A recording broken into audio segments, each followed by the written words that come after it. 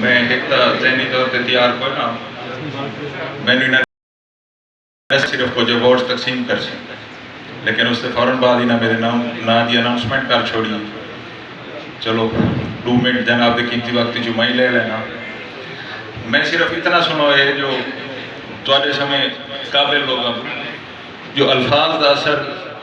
بعض اوقات تلوار کی زیادہ ہوتا ہے اور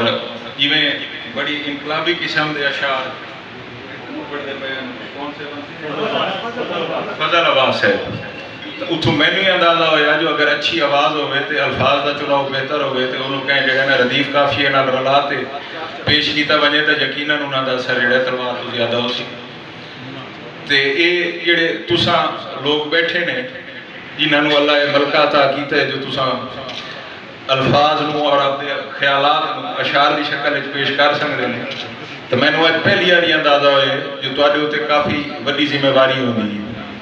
اور میرے سمے کئی لوگ جڑے پہلی دفعہ یہ جو خوبصورت الفاظ سن دیں انہاں دے دل اور دماغ تے انہاں دا اثر ہوندے نے. تساں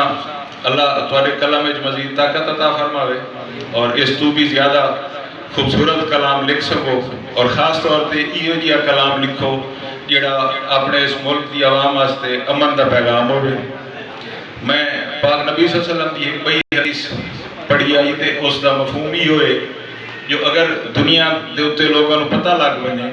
جو خدمت خلق تو بڑا جڑا ہے یا کوئی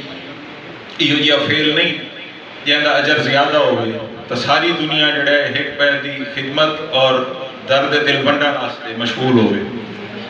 تا تساں آپ دے کلام دا صحیح استعمال یقیناً پہلے ہی کر دے وے اور اس نو اس رنگ وچ کرو جو اج کل بلوچستان دے معاملات ہی تواڈے سامنے اپاں فرقاں دے وچ